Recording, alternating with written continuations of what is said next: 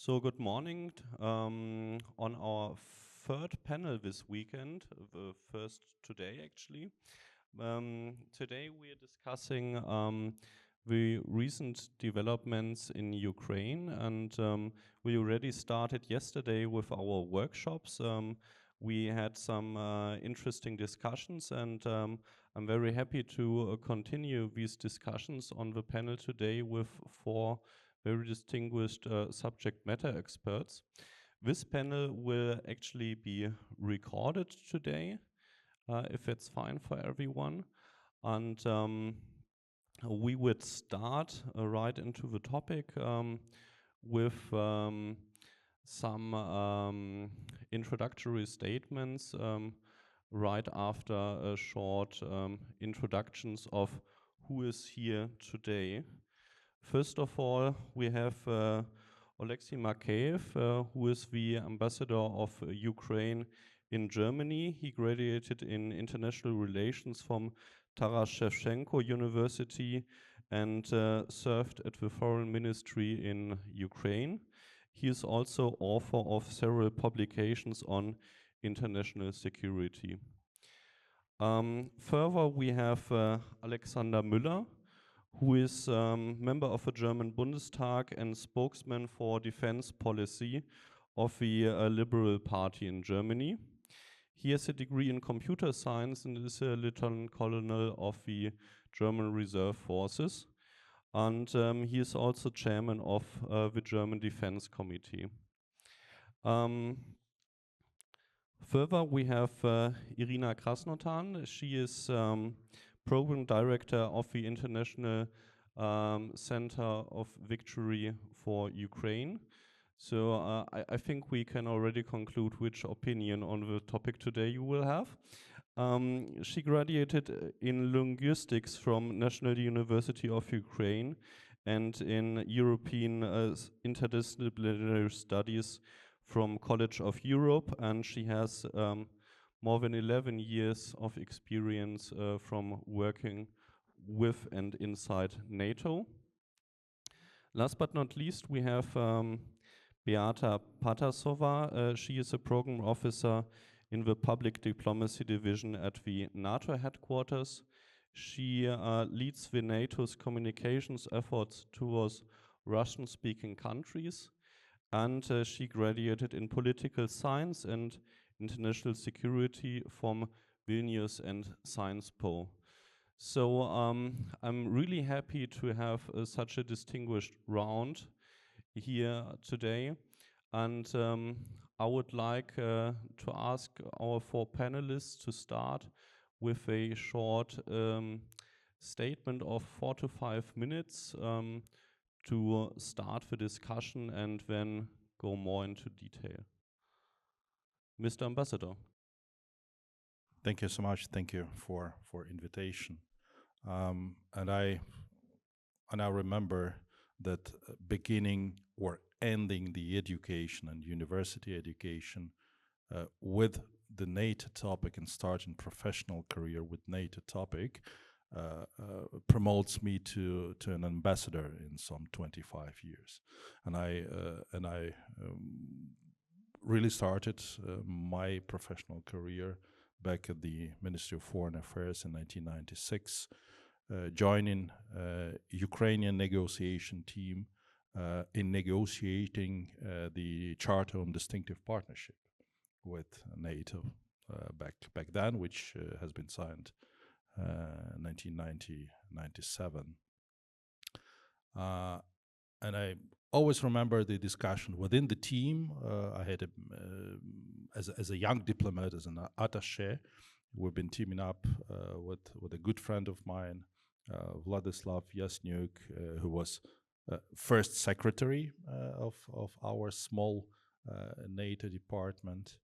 And I said, Slava, I'm sure you will be our first ambassador to NATO when Ukraine gets the full membership.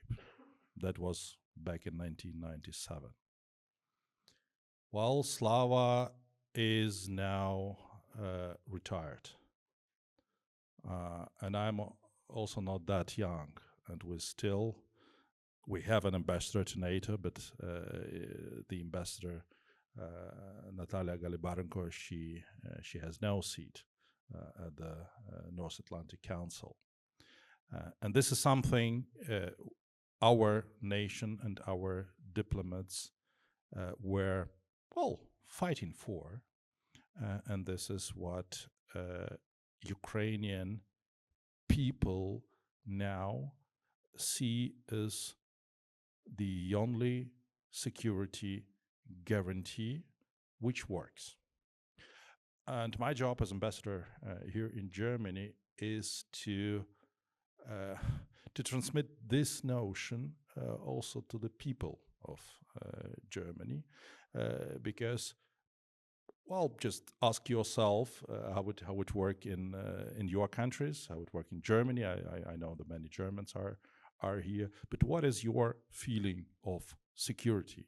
How come that you do not even care about security? And I mean external security, right? Because it has been given, well, but not by God, but rather by the armed forces, by the Bundeswehr, and it is not really well known or accepted here in Germany, and by the NATO. And I know you've been discussing yesterday the role of the United States and the repercussions from the elections in the United States. And this is something which is not widely known in the societies, and well, maybe because not everybody is that exposed to the challenges and threats, international challenges and threats that exist. And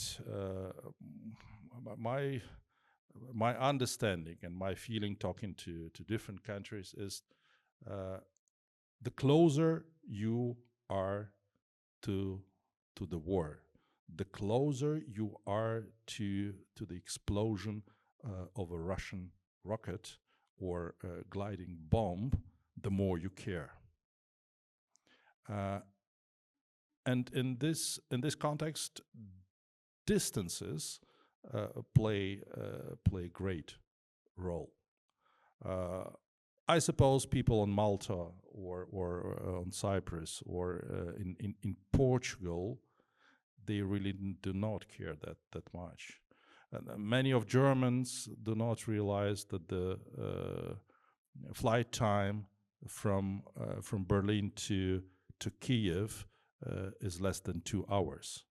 Well, there are no flight connections at this time, and you can drive out of this place in Berlin to the border of Ukraine in 8 hours, something like that. So this vicinity and being a part of or being a target makes people thinking seriously about what is all security guarantees, security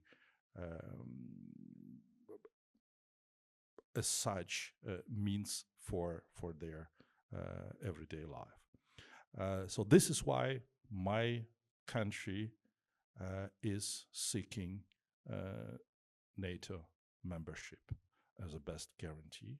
But we are not just asking for security, we are also one of the major security providers. Because today, Ukraine does all that for what NATO has been created for, to protect the member states from the Soviet or Russian invasion. Russia is defined as a major adversary of NATO, and our guys and girls at the front line are now protecting the eastern flank of NATO without calling on NATO Article 5.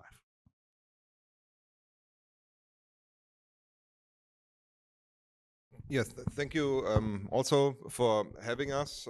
We are at a critical turning point in supporting Ukraine because of two things that happened last week.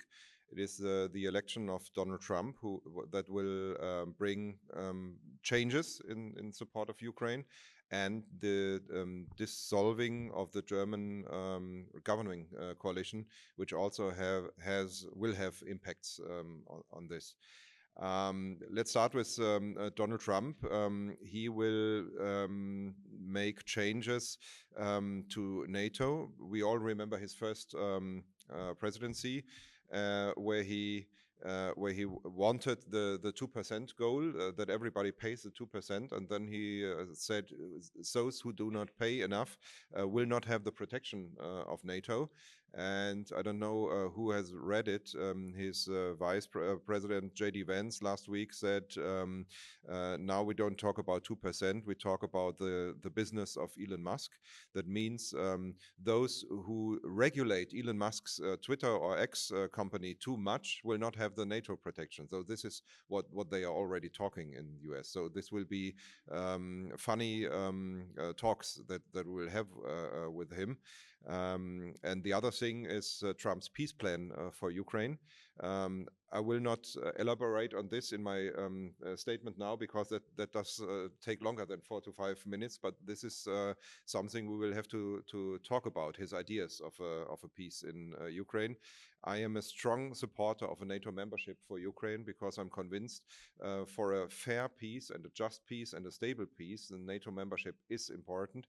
And I'm also convinced that Ukrainians will not give in to any peace agreement without being in NATO, because they wouldn't trust anything NATO from a Russian president. And but we will come to this later. Donald Trump, as we hear it, is calling presidents from all around the world currently to talk with them about his plans for the future. Olaf Scholz will have no call. He's lame duck now. Everybody knows he will not be chancellor anymore. And so Trump will not talk with him about the future. So it is important that we here in Germany will have soon new elections and a new government that is being able to act and to make yes, contracts and agreements with others. The thing that Olaf Scholz is now planning to have the elections in the end of March next year is a bad thing. And we are urging him to give way for faster elections, because we must be able to act in Germany now. And it was a little bit infamous that Olaf Scholz made Ukraine help a case for the breakup of the coalition, because this was a lure that he made to us liberals. We liberals stood for financial stability and not to make extra loans. And he wanted to lure us into extra loans for Ukraine, but with a trap. It was 3 billions he wanted to give extra to Ukraine, and 12 billions for his own budget in 25, and we couldn't do this because it would be against the law. And it is Olaf Scholz who is still hindering the Taurus rocket to go to Ukraine. The Bundestag currently is split a little bit. The conservatives, we liberals, and the Greens would want to deliver Taurus, and we have resolutions already in European Parliament, also in the Bundestag, to give this weapon to Ukraine. Others do not want to give this, and we will see after the elections what majorities will form, what coalition will form in the Bundestag. My hope is that Ukraine will be part of NATO and that the Taurus will be delivered.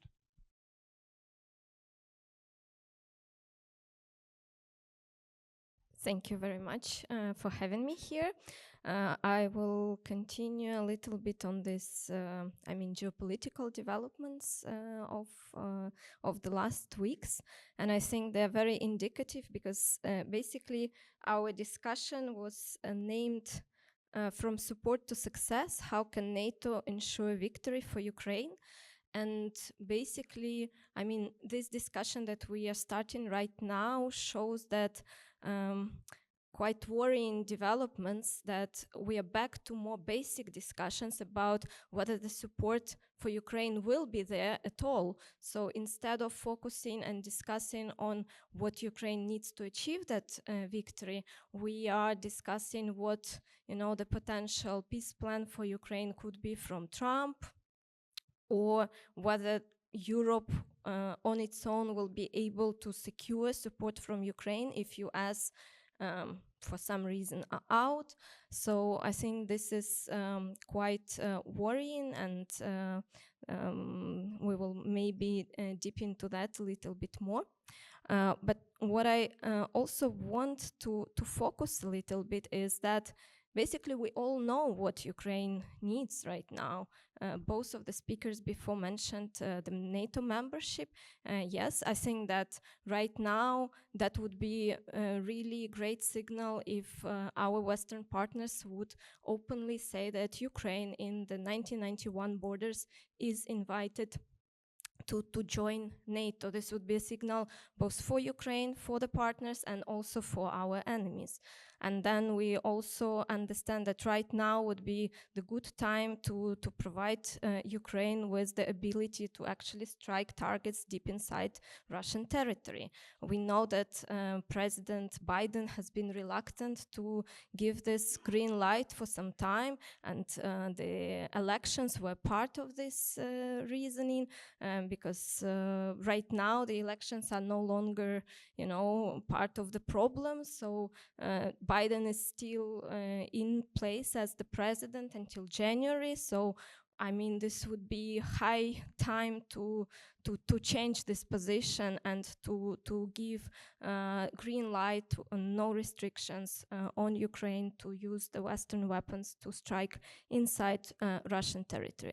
There are many other things, but I think what is most important is basically we need to change the way that this war is perceived in the West, because I think that there is still a feeling among some of the Western partners that this is something temporarily, that, you know, we can quickly solve the issue, I don't know, 24 hours, 48 hours or so, and then we can go back to business as usual.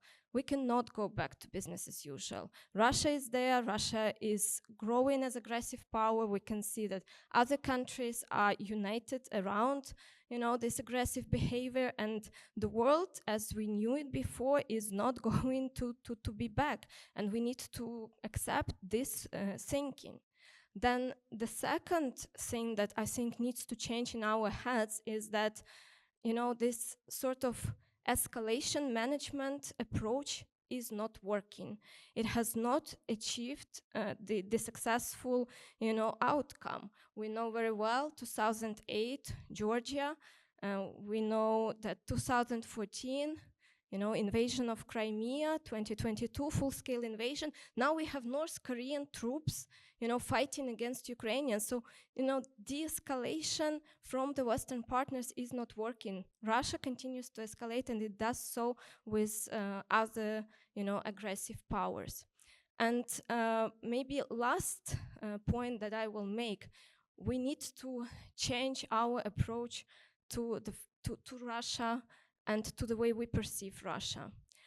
We see it still as, so basically, I mean, when we say that Ukraine can win this war, we have to add the second part to this, that Russia can lose this war. And I think this is really difficult for some of our Western partners to understand. We in the organization that I'm part of, International Center for Ukrainian Victory, we have, unfortunately I don't have it with me, but we have this famous now t-shirt because President Zelensky was wearing it, "Make Russia Small Again." And I think we need, this is like a concept that needs to get, I mean, we need to get used to it in our heads, that Russia, yes, right now it's still a big power, but it's a declining power. And Russia can lose, and we need to remember that, and we need, at least in our mindsets, to understand that Russia can be defeated.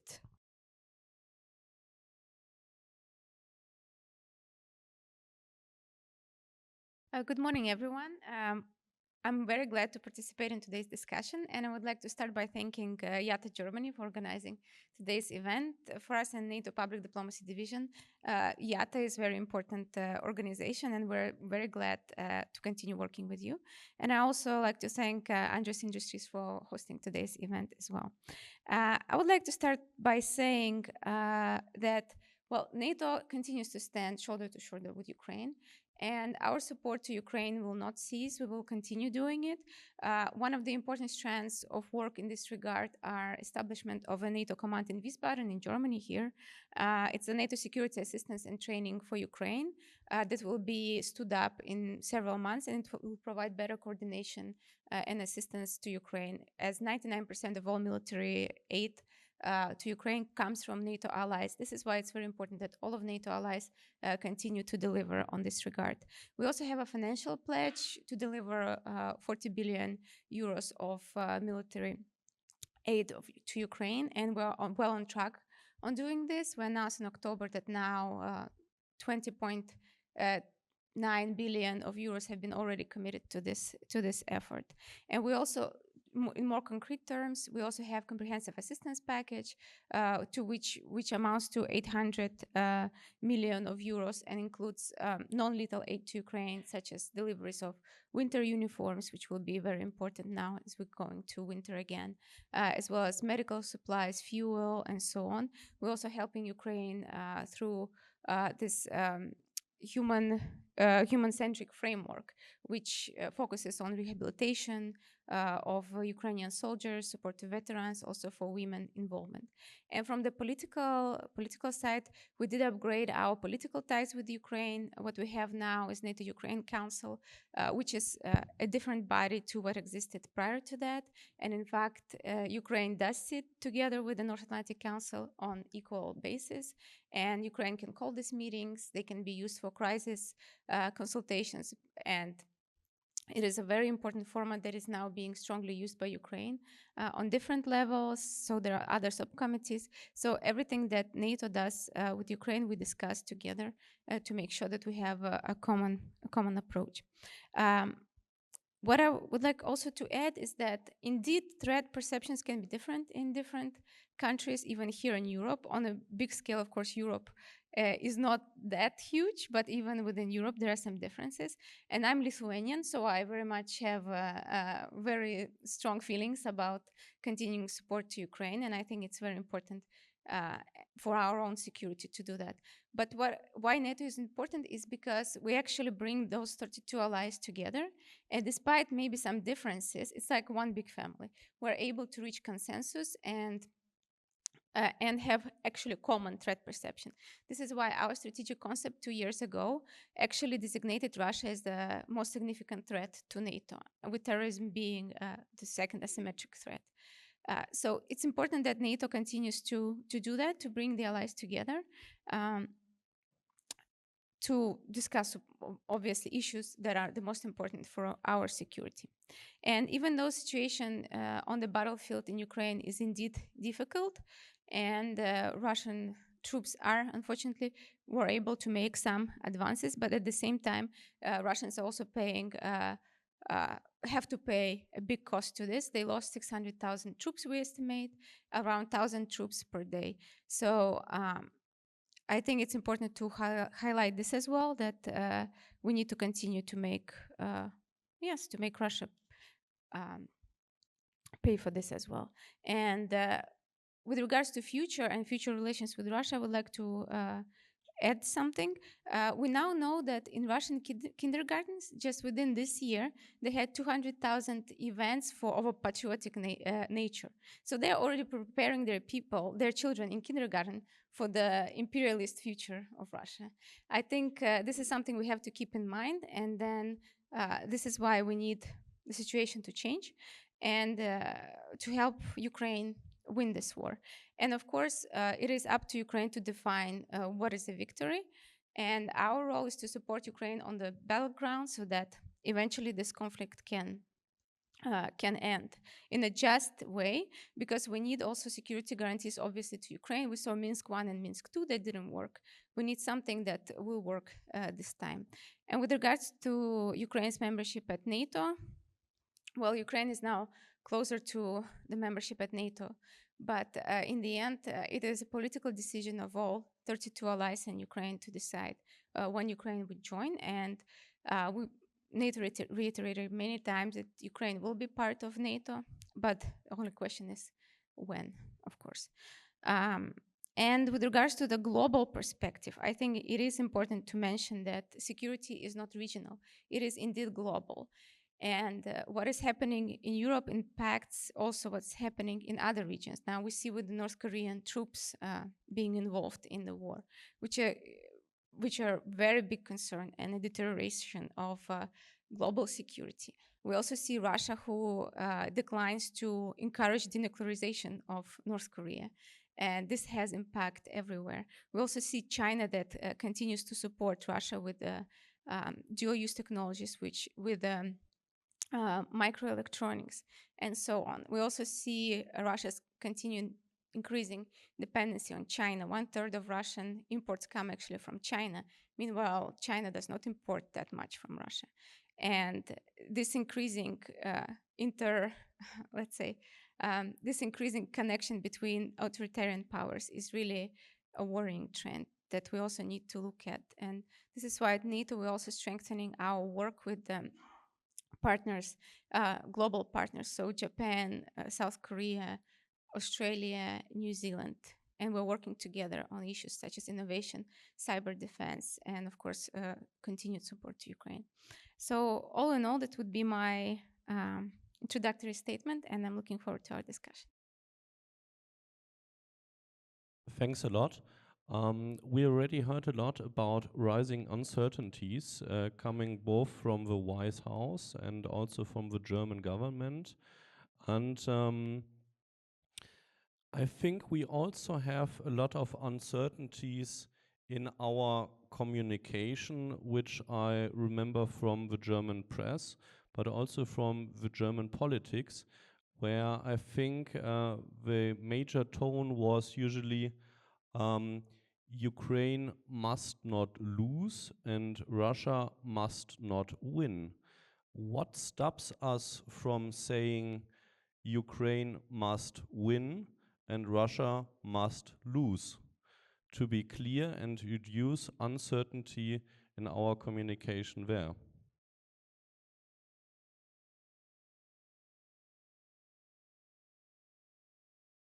Well, the easy answer is stop playing computer games and get into reality. So if you think we are sitting in a peaceful Berlin, getting your brötchen every morning, discussing stuff, switching on your computer and playing civilization game or whatever the youth is now playing, and then switching off computer and going partying. Well, this is far away from reality. And if you deal with international security, you need to look into the facts. And the facts are that if we would gather today in Kharkiv, we would be sitting in a basement and discussing from the shelter, right? And in Kiev, well, I'll get immediately a message when the air raid siren would go off in Kiev. Now it's in Sumy and in Kharkiv, and this is the reality. So when you're playing civilization game, you might talk in such notions as not win or not lose, and maybe broke a deal which would be acceptable for whom? And please be honest with yourself. A notion that Ukraine might be urged to accept or to go on compromise and to accept that 20% of our territories and millions of Ukrainians would live under the occupation for years and decades, well, actually means that you are accepting um, genocide, and you are a genocide enabler. And you might be, within your computer games, called by future generation a new Chamberlain, which wanted to stop a World War III, but of course, as we know from history, failed completely. So it's also for me a reason to say that's a part of cowardice, to say Ukraine must not lose, Russia must not win, because the wars are decided on the battlefield and then finalized at the negotiation table. So creating facts on the ground is what Ukraine is now needs, and what Ukraine now needs. And indeed, NATO countries provided us with a great support and with weapon systems. But the scale of Russian invasion and the scale of that support cannot give us enough resources to win this war, but just to hold the line. And if we look into the victory plan, which has been presented by my president to the leaders of NATO, of many NATO member states, point one of this victory plan is NATO membership for Ukraine, and I invite you to discuss about it later on. But this is really crucial. We're not talking about NATO membership tomorrow, but this invitation, this political decision. Okay, Ukraine, let's start negotiating now. Is also a promise, and we are fed up with those promises. We've been promised back in 2008, Ukraine will be NATO member one day, and this day has not come yet. And the Washington decision of the last year, of course, Ukraine will be NATO member. Perfect. Let's start doing and not talking. And don't be afraid that somebody would escalate, because I always ask, what do you mean by escalate? Just go in Ukraine and ask our people about the Russian escalation. Putin escalates every day, and that's our daily routine. So stop being afraid. You, as somebody has written in the media, how come that 500 million Europeans with the economy which is 10 times more powerful than Russia are afraid of 140 million Russians? So I agree, be brave, and let's make Russia small again.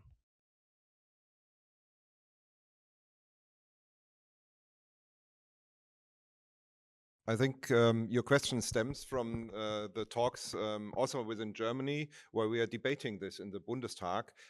What should Ukraine do? Should they withstand, or should they win this war? And the Chancellor is reluctant to say Ukraine must win this war.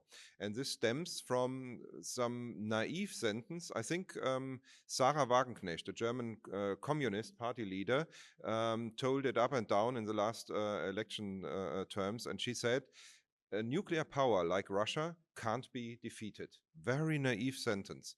Because, of course, if we would deliver to Ukraine more weapons so that Ukraine could stand their ground and could defeat the Russian attacks. It is not about going to Moscow and defeating Russia there. It is just defending Ukraine.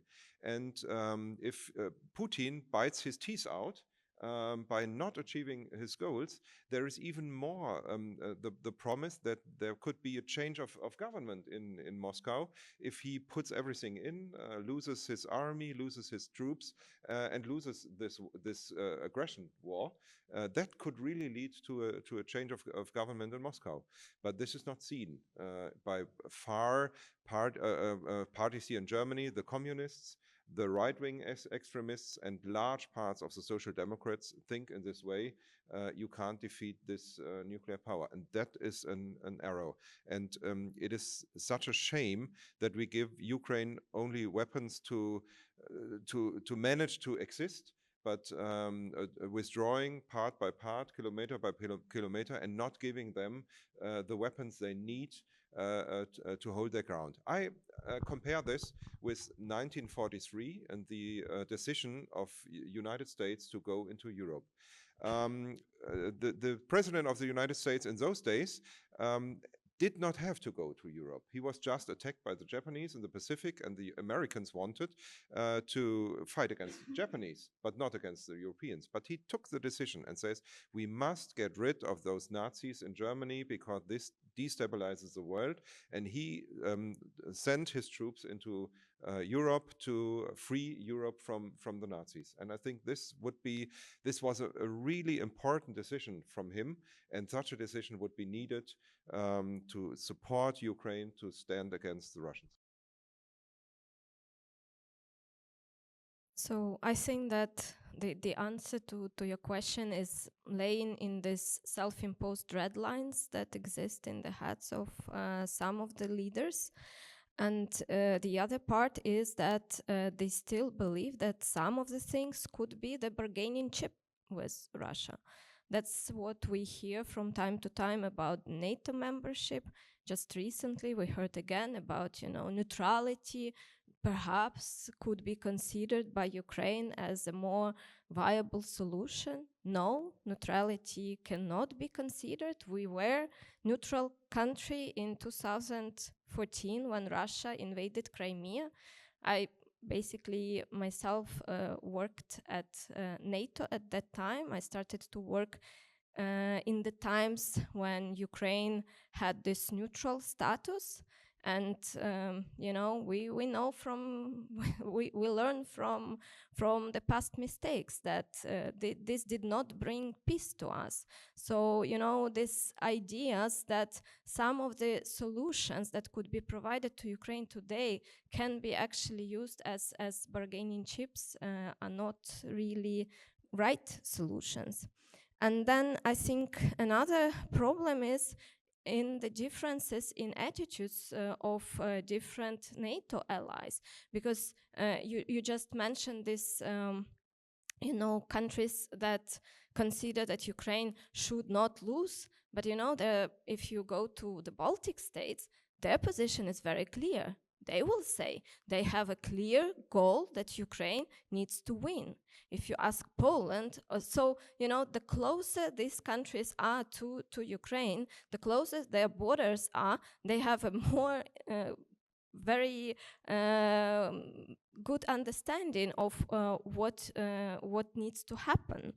Basically, we can see that with some of the ideas about support to Ukraine, for example, about possible training missions inside Ukraine. At a certain point of time, this idea was proposed and some countries were considering, but because there was no consensus broader with other partners, this idea was out of the table. And others, for example, helping Ukraine shoot down drones that are still flying over Ukrainian territory. Some countries were considering, but because other countries in NATO were not, this idea was out of the table. So basically, this kind of divergent opinions, they are also kind of preventing some of the more decided countries to act on certain things.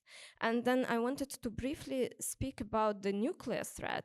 I mean, this comes up all the time, that, you know, we are fighting with the nuclear power and that's why we need to be careful. But let's look at the facts.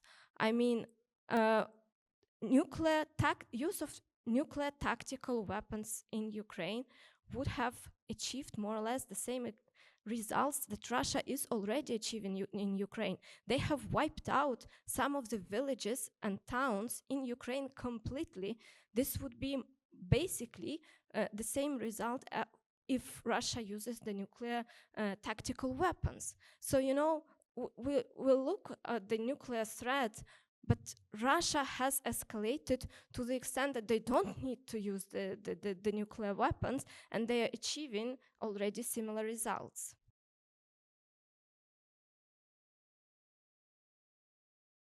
I think, of course, Ukraine needs to win this war.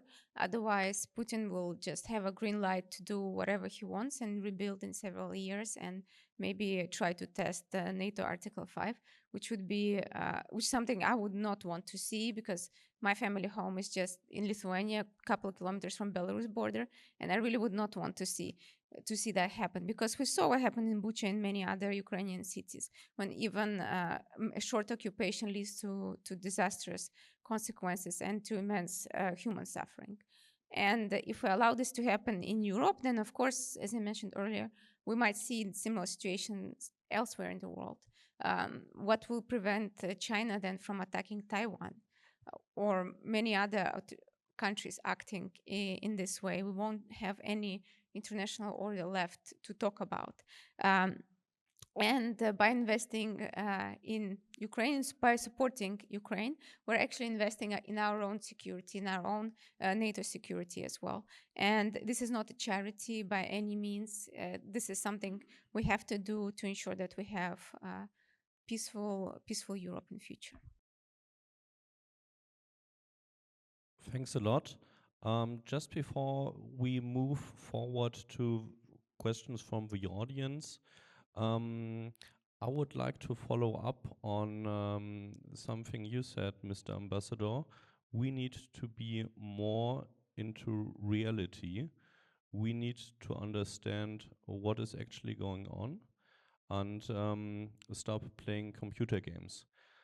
How can we ensure that Western, NATO and European leaders are closer to reality and understand more what is going on and what needs to be done? Well, go vote. That's my call to the Germans. Look into the programs and who suggests you a peace without knowing or exploring what it's all about. What peace? No, that was a part, and dear Germans, that was a part of European elections campaigns and campaigns in three Eastern German countries. Do not believe to the promises peace will come. Peace would not come by God's willing or by just calling on, let's make peace. So one of my favorite songs of John Lennon, Imagine, imagine there's no Russia. Und dann wird's alles gut. Ja? And that's so trust those politicians who are serious, who are brave, and who accept this reality. And what we actually need is, in the peace plan of the president, is a victory plan. How can you achieve peace in Europe? Not just peace for Ukraine, it's peace for all of us. In the victory plan, invitation to NATO is point number one. It's a kind of it's a background for all the further decision. It's a clear signal to Russia. No, do not dream that Ukraine will be neutral. Ukraine will be NATO member, and we're starting doing it. By the way, I told you 1996 when I started my diplomatic career. At that time, NATO consisted of 16 member states. So actually Putin taken over in 2000s may be granted with the price of NATO enlargement because during his regency, NATO enlarged by 13 countries. 13. And the two lost countries, which have been neutral all the life, decided and have been accepted to NATO. That's why when you hear those funny discussion about Finlandization of Ukraine, I say, yeah, I would accept Finlandization because for Ukraine it means Finlandization means to get a NATO membership within 11 months. So I would agree about that kind of Finlandization. So point number one, NATO membership. Point number two, weapons. Not only 18 Leopard 2 tanks, which has been provided by Germany, it's not enough. Not enough for the front line of 1,500 kilometers, for example. But then not just what you have. It's not the EDECA collection of the food for poor people or for pets. It's investment into security. So just look what you have, look what your industry can provide, and invest a lot in security. Third thing, just stop limiting us from using that weapon. Oh no, you get javelins, but please do not get it to the front line, but have it in the west of Ukraine. That was the story since 2017 or 18. You have the anti-tank weapons, but you are not allowed to use it. You might have long-range artillery and assets, but please do not shoot at Russia. So stop drawing red lines ahead of yourself, draw red lines ahead of Russia. And then be brave to accept that you are attacked too. Imagine what could have happened if the DHL package would have been exploded on the board of the DHL plane over Germany or over Europe, with the debris falling and killing people here in Germany. That is an attack of Russia. And the killings of people in Salisbury or in Tiergarten, this is an attack of Russia. So you are under attack. And the surveillance drones over Germany is an attack of Russia to Germany. So you are under attack. Stop limiting itself, because Russia understands only if it is negotiated from a position of strength. One of the best examples on how to deal with Russia has been provided by one of the NATO members back in 2015. It was Turkey who told the Russians, please do not enter our airspace. It was 2 weeks of negotiations and warnings, and then the Turks shut down a Russian airplane which entered the airspace from the Syria. From that time, Russians stopped entering Turkish airspace. So position of strength, and ladies and gentlemen, NATO is a powerful alliance. Do not be afraid of yourself. You're cool, you are good, your army is well equipped. I met so many Germans in uniform who are providing us with the knowledge, with equipment, and with trainings. You can be proud of being a German and a NATO member.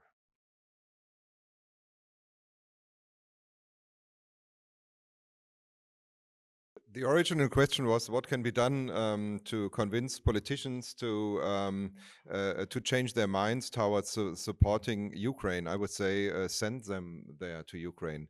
I have been there. My colleagues, Markus Faber is very often there. Marie-Agnes Strack-Zimmermann was very often there. And I'm thankful that the Greens also, before the war started, Robert Habeck was there, Annalena Baerbock was there. I think that made the Greens change their positions in supporting, and I'm quite happy that the Greens are on the right track. But we have a lot of communists, a lot of social democrats who still think or believe that being friendly to Putin would change him. Somehow they still believe if he has Ukraine and has got everything he wants, he would stop. He will not, and that's a very naive thinking. So take them to Ukraine would be the answer to that question. But I would also like to comment on the elaboration of the ambassador, what to do. I think the Ischinger plan is quite a good plan. I don't have to introduce Wolfgang Ischinger, the father of the Munich Security Conference. He proposed to tell Putin, stop bombing hospitals, kindergartens, and electric infrastructure. Otherwise, we will deliver Taurus, and we will stop any restrictions on long-range missiles. That would be a threat towards Putin that he would understand. I think this is a good immediate measure that we could take. And I also think it is an important thing to offer Ukraine a NATO membership and to make this fast, because you see now Trump's plan is to have a buffer zone. Yes, he wants to have a ceasefire and a buffer zone. In the buffer zone, there should be only European troops. He wants to take Americans out there. But what would be there? We would need heavy weapons there. Otherwise, we would have a second Srebrenica or something like that. If we only stand there with machine guns, we would not stop the Russians. Putin would go through this buffer zone.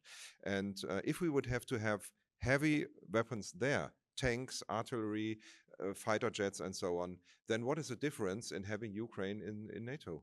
So there's not a big difference in that. So I think it would be really important to have some plan where Ukraine would be member of NATO, because that is the only thing that would stop Putin from continuing again.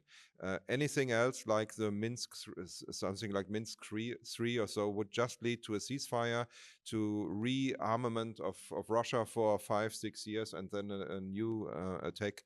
I think it's really important to have Ukraine in NATO to have a stable and a permanent peace there. Yes, just to continue on that, I fully agree. I think that the politicians from our partner countries should come more often or in bigger numbers to Ukraine, and not to Lviv, Kyiv only, but to Kharkiv, Odessa, to the places to see what is really happening. I think they also need to speak more, not just to the Ukrainian counterparts, but I mean in the government, in the parliament. They need to speak more to the people. I would encourage some of them to speak, for example, to Yaroslav Bazilevich, the father and the husband who lost 3 of his daughters and his wife in Russian attack on the peaceful city of Lviv. Or speak to a lot of the Ukrainians who have gone through Russian captivity, who had gone through tortures and everything that can, Russia can, the most horrible things that Russia can do to people. Speak to them, to military, to the civilians, and speak to the people who have been under the occupation and what they have been through. I think this will provide a perspective about what this war is about and what is at stake. And one other thing that I wanted to mention, to continue what Ambassador was saying, is, some of the countries, they say that, well, helping Ukraine puts financial burden on their taxpayers, and it is, part of the debate here in Germany, in some other countries.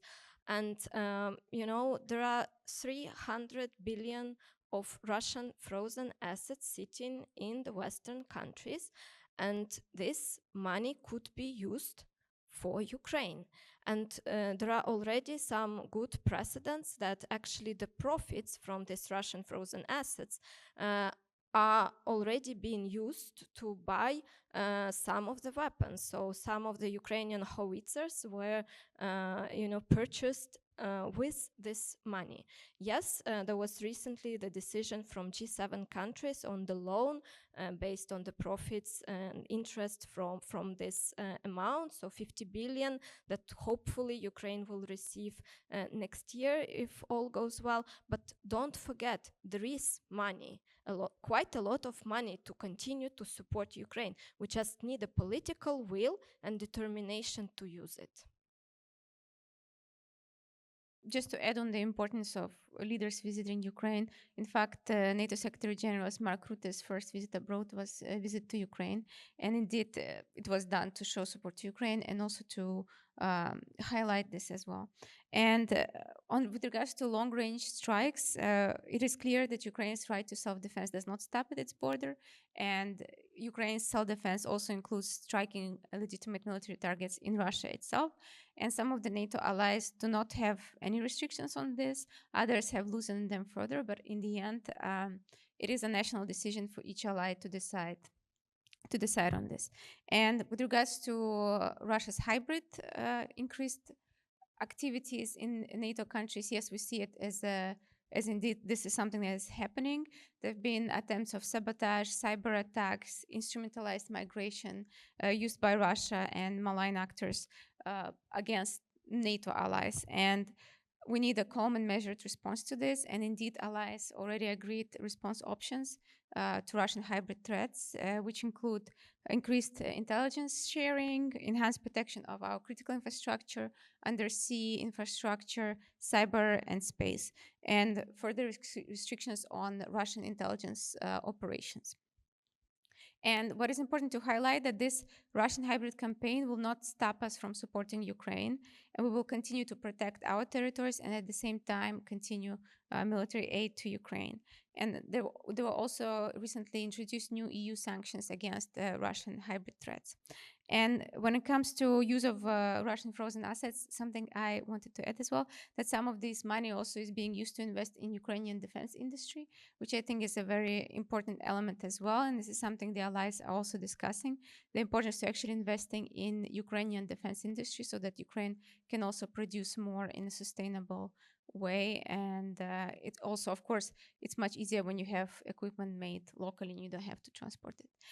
But it needless to say that NATO allies also stepping up their defense production, and they're using our NATO defense planning process to signal long-term demand to defense industry, because of course this is something, it's a heavy industry and they need a long-term commitment of investments. And of course, 2/3 of NATO allies are already spending 2% of GDP on defense, and this has to continue to grow, and we have to take first of all, our own defense seriously to make sure that we actually can do both, support Ukraine and also to defend ourselves at the same time. Thanks a lot for these points. Let's move forward to some questions from the audience, since I think we have a bit more than 30 minutes left until the first members of the podium will unfortunately need to leave. So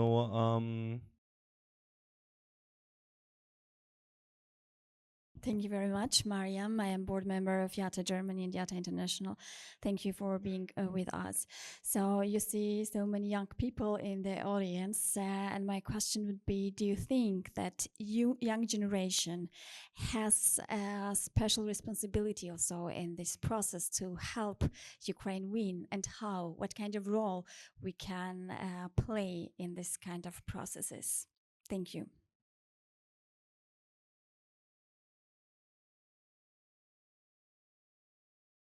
Well, you are the future, and it's your future to live in a peaceful Europe, in a secure Europe. So you're part of the society, you're part of the voters who need to demand it from the politician to think about future and not just about to be re-elected in 4 years. So strategic thinking about your future is what can bring Europe forward. And please be active. I told you I entered with the topic of international security and NATO into diplomatic service. So whatever you do in terms of your political engagement or professional future, be an active part of it. Go out of the virtual reality and computer games, but well, prepare for that in computer games, because I discovered that actually I, as ambassador, upon finishing my term here, I would return to Ukraine, and I will be enlisted into the army.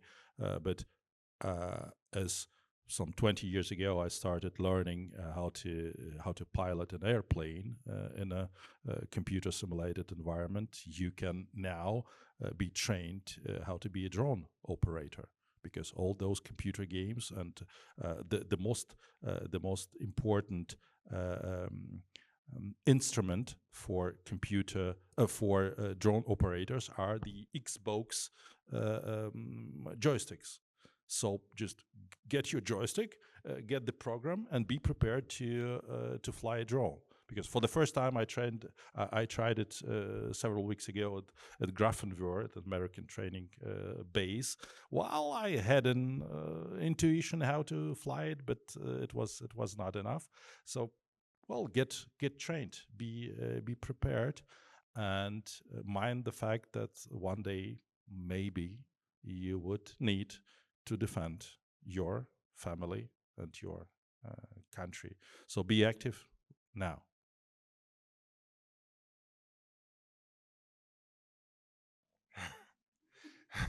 I agree with Ambassador Makeyev. When I was a child in the 70s or a young man in the 80s, we had Cold War. I grew up with Cold War, with a divided Germany, with tanks aiming at each other on the inner German border. And I had my army duty in the last year of this Cold War. So I know what what times we are going to currently. Since then, we had good 30 years with peaceful.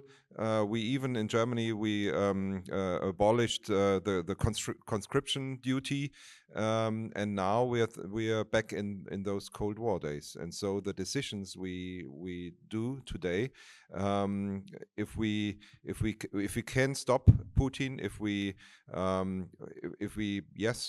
do the right things to have some change in Moscow, to stop him attacking other countries, if you manage this is of course the decision if you will live in peaceful times or if you will come into a phase of Cold War. And so yes, it is all about the young people and your future, the decisions that we make. And yes, in Germany there's a choice in March for you to vote, and of course you can engage in political parties. There's a big choice for you of political parties where you could engage for democracy, for freedom. So I encourage you to take this step. Well, I will maybe speak a little bit about my personal story. So I was 20-something when I finished the College of Europe, which you mentioned. I got a master degree in European studies, and I decided that I want to go back. I mean, I studied in Poland, and I decided I want to go back to Ukraine and work on Ukraine's, reforms and development. I joined NATO office in 2012, and since then I spent more than a decade working on the Euro-Atlantic integration of Ukraine, on the reforms on security and defense sector of Ukraine. And I have had privilege to work with Vladislav Yasnyuk, whom Ambassador had mentioned. And I'm also sometimes hoping that the future in which I am part of NATO as a member, a state of NATO, happens sooner rather than later for me. And when I was also 20-something, I was part of the Revolution of Dignity in 2014. It started 2013, and actually soon, end of November, it would be another anniversary of the beginning of the Revolution of Dignity. This was the time when, the former president, who is now somewhere hiding in Russia, decided to change the course for Ukrainian future. And me, as well as many of my other friends, were against it. We wanted the European future for our country. And we went to the streets, and for days and months, and in any weather, we were standing in the streets, and we were fighting for our right to be able to choose our future. So I'm saying this just to say that, to reiterate the point of to be active, to reach out to your politicians, ask them, what do you do to support Ukraine? What do you do to strengthen your own, the security and defense of your own country? And then be active to also stand up for the values in which you believe, for democracy, for the rights for your rights, for your future. And yes, join the, I will be advocating a little bit in this way, like join the demonstrations in support for Ukraine. Don't allow Ukraine to be outside of the agenda, because I know that less and less you can hear in the news about the developments in Ukraine. Be the ones who find out what is happening, be the ones to actually be updated about what is happening. Don't allow this war to be forgotten. I think the fact that we have so many of you here today on a Sunday morning shows that at least some people among the young people are interested in these issues. Otherwise, you wouldn't be here. But what is important is also, in a way, we are preaching to the converted here, right? But it's important that you also reach out to other young people who might not be interested in NATO security topics. Our polls continuously show that it's the young people under 35 that have either low awareness about NATO and security topics, or know the name but don't know what it's about. And a lot of our effort in the public diplomacy right now also is focused on reaching out to the audiences that usually are not interested in NATO, in support to Ukraine, in security in general. So we should continue this effort, and my plea to you would be, please try to make more people concerned about what is happening in the world and in Europe right now.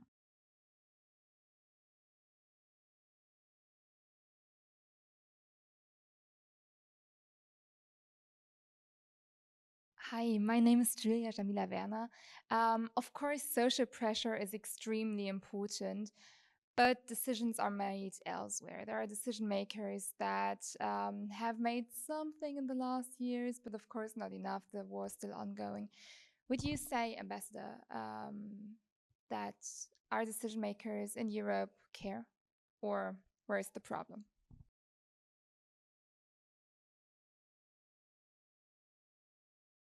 I think they care, but they look at the elections, future elections. They rather would go on compromise, because, well, they used to go on compromise whenever it is issues of internal politics or external politics.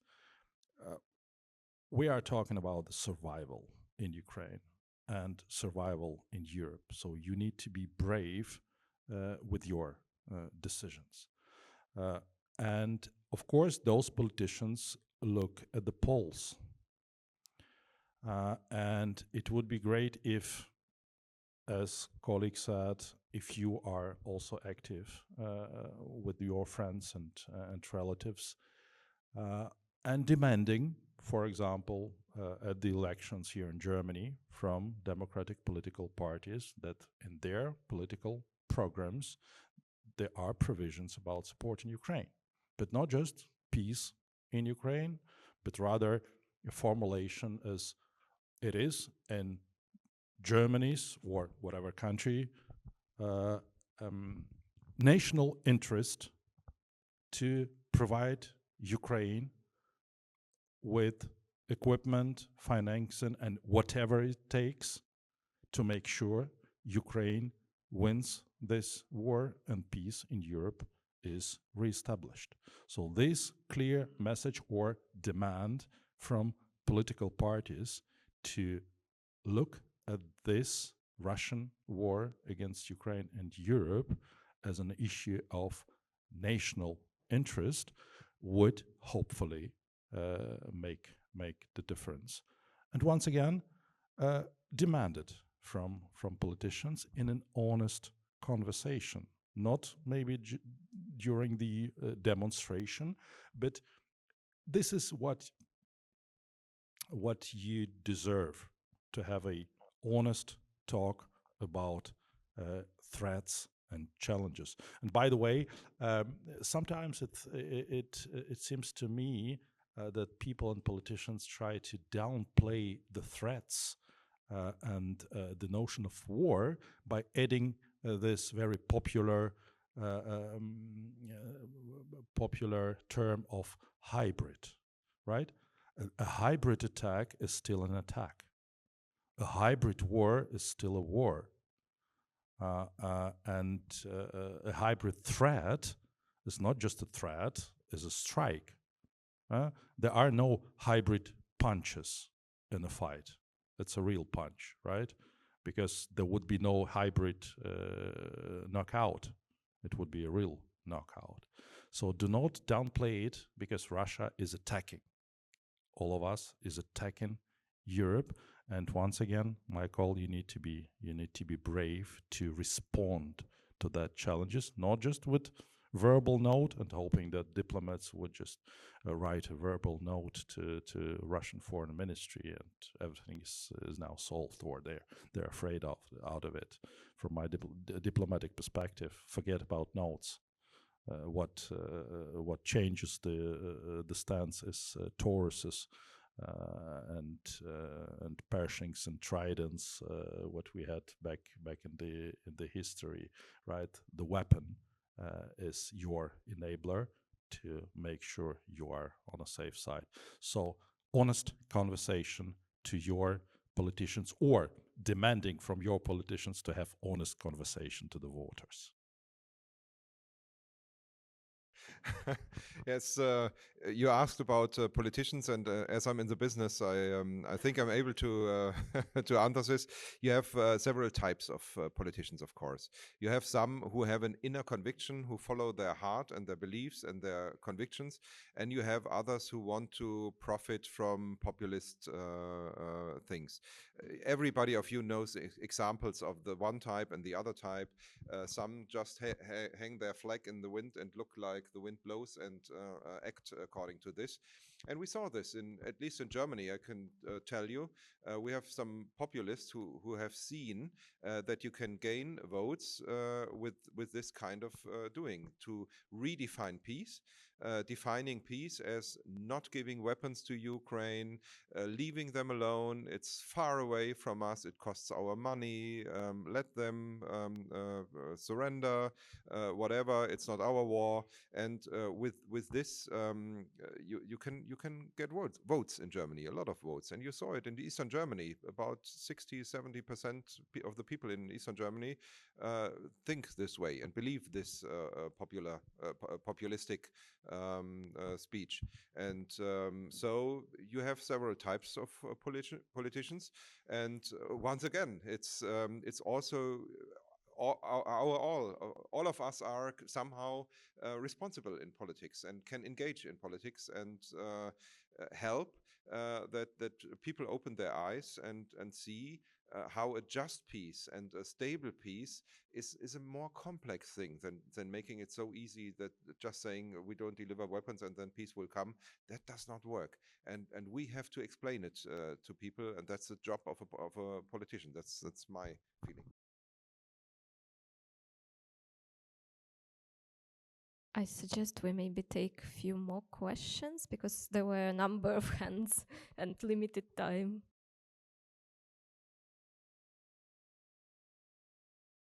Hi, my name is Anthony Roney. First of all, I want to say that you all had excellent statements. You answered a lot of my questions already. Um, uh, so I'm from a state in the U.S. that went from a pretty strong pro-Ukraine stance, like in the public opinion, to a very anti-Ukraine and isolationist point of view. That the public opinion increased there very much. Um, uh, Obviously, we've been talking about this kind of central issue around ideology rather than concrete policy because we know we have the policy suggestions, but not the political will, either at the top or with citizens. So I wanted to get each of your opinions because you all have unique backgrounds. Do you see this as a unique example with Ukraine being in this very particular situation, or rather Ukraine, like supporting Ukrainian democracy, this recession of it as a microcosm of like kind of a decline in ideological resilience and democracy in itself?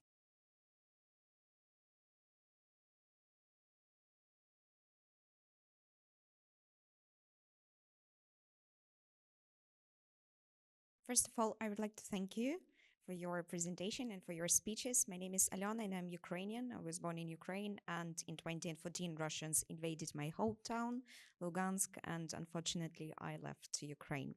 So I have a question to our ambassador, Ukrainian ambassador in Germany, Mr. Alexei Makeyev. How can we as Ukrainians combat Russian propaganda in Europe, and what strategies can we implement to raise awareness and counter misinformation in Europe? I'm asking this question because I'm leading with this issue every single day. Independently, I'm in Portugal, country which is far away from the Ukrainian border, or even in Poland, a country which has a direct border with Ukraine and have a lot of Ukrainian refugees. Thank you.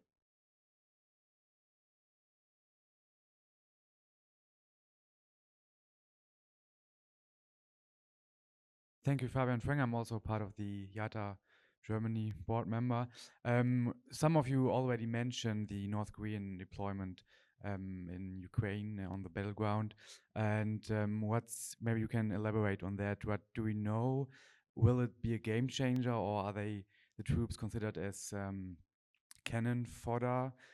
So what is your take? What do you think about the North Korean deployment when it comes to the battleground, but also when it comes to international security, also concerning South Korea, North Korea conflict?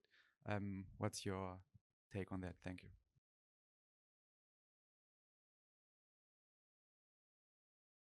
Very quick on 3 questions. Well, if we would not respond adequately to Russian war, democracy would be in decline all over the world. So that's a test for democracy, because democracy must be better armed than malign actors and the countries of the excess of evil. So that's really important, and that's where people have their say.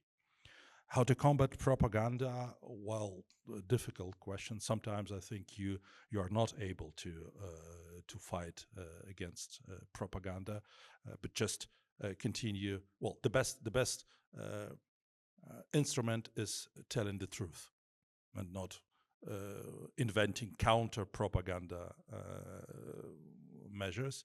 And this is what modern diplomacy is about. The modern diplomacy is a diplomacy of storytelling. And this is what I am as ambassador to Germany doing, when going online to the media, or traveling the country and talking to people here, and sometimes going into constituencies with members of the Bundestag and local parliaments. So that's the job of public diplomacy. But once again, in this public diplomacy, what counts is your engagement. I always make this example here in Germany. there are over 1 million of Ukrainians who found shelter here in Germany. And I call on my people here, tell your personal stories, because my story is very different to yours. And if you reach at least 80 people in your vicinity, you will reach all over 80 million Germans. So this is about public diplomacy, so everybody knows what it's all about. Everybody knows different stories, because my country, there is nobody in my country who did not experience losses from this war. And the last, North Korea, well, not really a game changer today at the front line. We think that as of today, from 12 to 15,000 North Korean soldiers are in Russia. First engagements have happened already on the battlefield. But if you take strategically,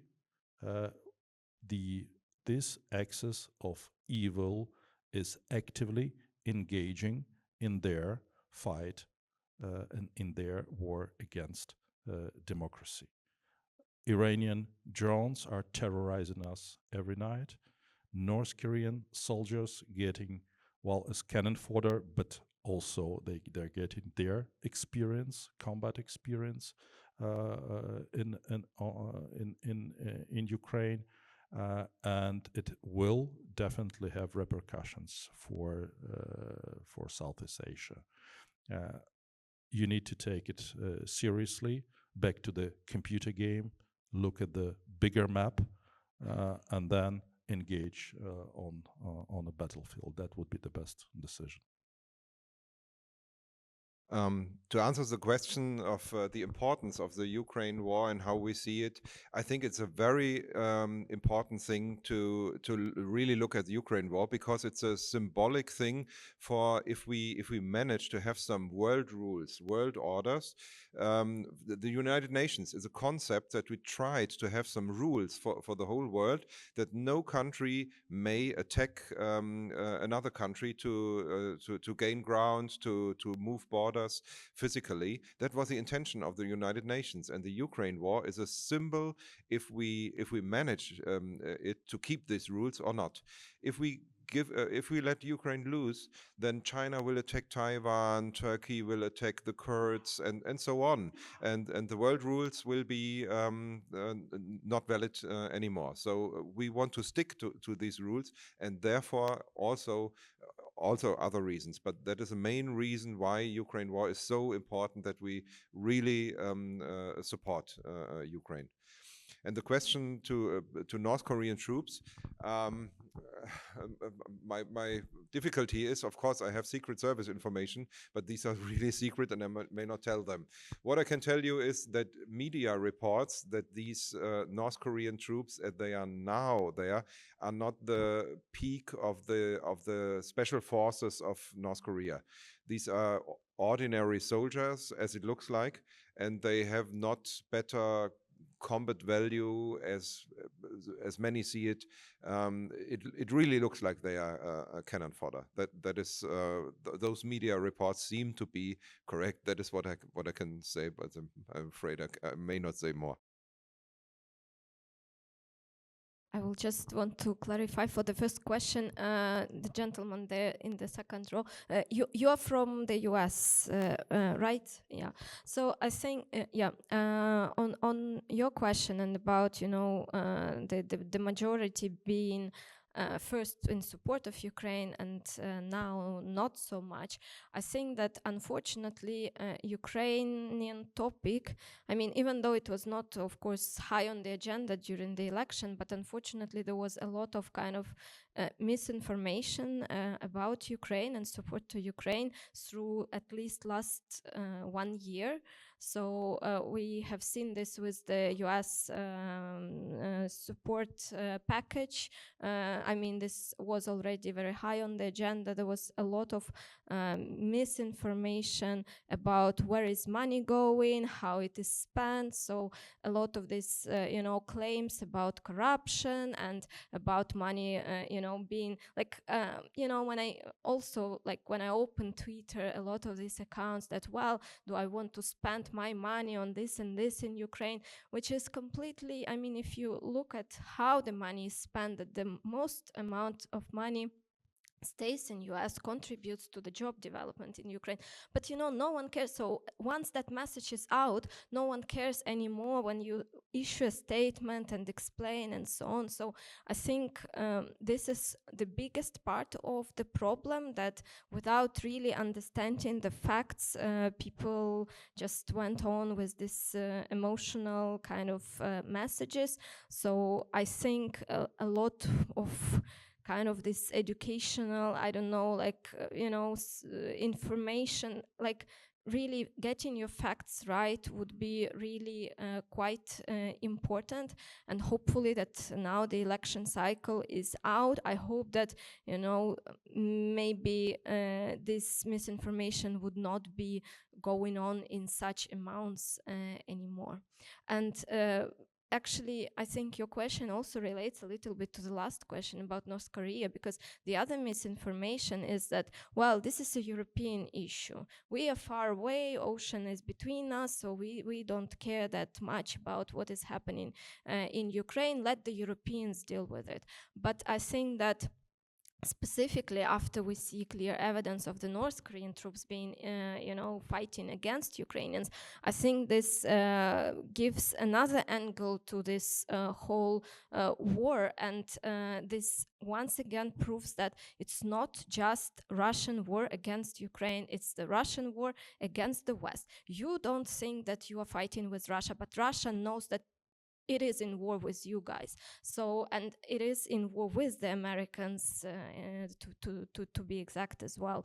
And I think that yes, I cannot also call like North Koreans maybe participation right now the game changer, but they definitely make Russia feel more comfortable, because if it was not for this manpower, Russia soon in several months would be facing once again the problem. I mean, they were already facing once Ukrainian forces started the operation in the Kursk region. It was obvious they are facing some manpower problems, and at certain point of time it would definitely push Putin to make some perhaps decision regarding further mobilization.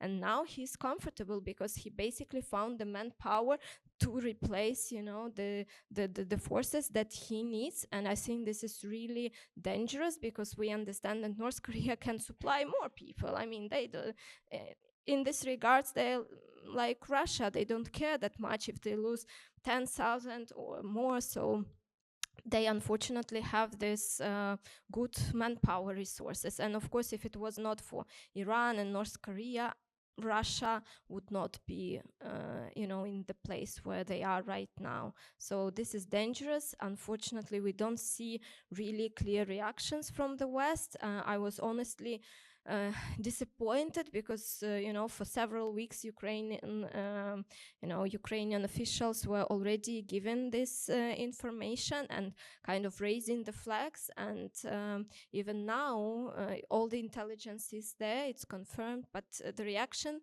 except of deep concern, not that much is happening.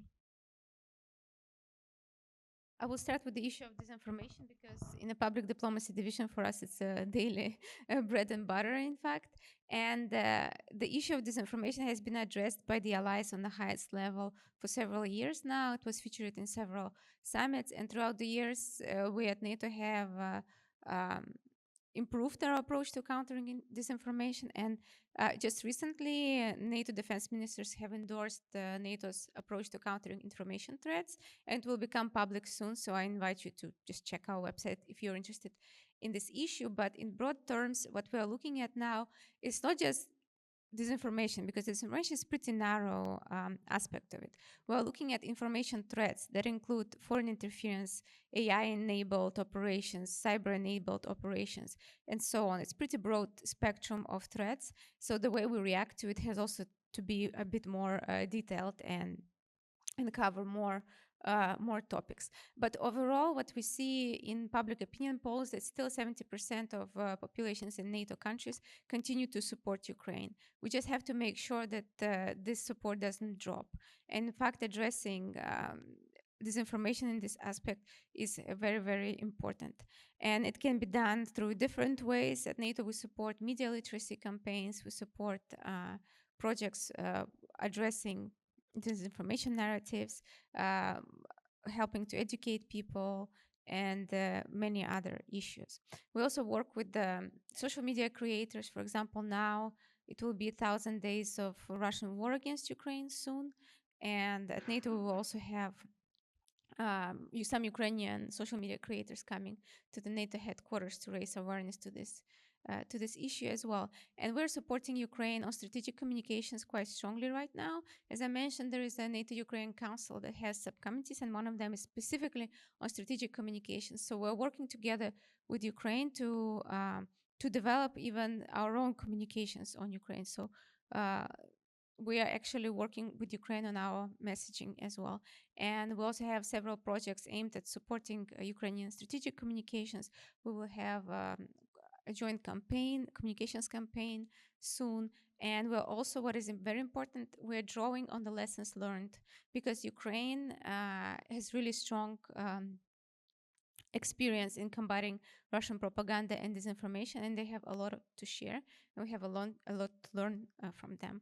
Also in the area of strategic communications, it will be part of JITEC, this Joint Analysis and Training Center that is being established. So this is on disinformation, and then on North Korea. Yes, indeed, I think it's pretty clear that 12,000 troops is not a game changer. And if Russia is losing 1,000 troops per day, then we can make a quick math how long these North Koreans would last. But the issue is very serious because of what it represents on a strategic level. This is a dangerous expansion of the conflict. And we should not just take it lightly just because it's only 12,000 troops. It is in breach of several UN Security Council resolutions, which is outrageous when you consider that Russia is a permanent member of that body. They are breaching the very foundations of international rule of law. Before we head over to very short and crisp closing statements, as I see we have very limited time left, I would just take the chance to thank you all for being with us today, and to thank Andres Industries for having us today and facilitating our technical efforts today. And then just heading over to our closing statements, maybe focusing on what would you think really needs to done right now? Don't be afraid, be brave, lift restrictions, make sure Ukraine wins this war. I would agree. Like I said, the first thing would be threatening Putin to stop and to increase our efforts. Like I said, if you are still bombing kindergartens, hospitals, or electric infrastructure, we will relinquish or abandon all restrictions on the weapons and deliver even more. And the next thing, of course, is having intense talks to have Ukraine inside NATO and support Ukraine on its way into NATO. And yes, we Germans have to have now fast elections, have a stable government, to be part in these talks that will come now as Trump wants to end this war. We must have a role and have a just and a stable peace for Ukraine. That's the thing we have to do now. I was yesterday at the city center and there was a celebration of the 35th anniversary of the Berlin Wall fall. Berlin Wall fell and Soviet Union collapsed. Ukraine can and will win. Ukraine will be part of NATO. Russia will lose and Russia will stop being colonial power. Thank you very much for today's discussion, and it was very interesting. What I would like to say is that try not to close your eyes to what is happening. It's very easy to be overwhelmed and to think, oh, I'm so tired of all this news about war, or we don't talk about war here, and so on. Try to avoid this and encourage more people to think about it, because for us, okay, we're just tired of the news, or maybe it's a bit difficult on us economically, but Ukrainians are paying with their blood, and we have to remember this.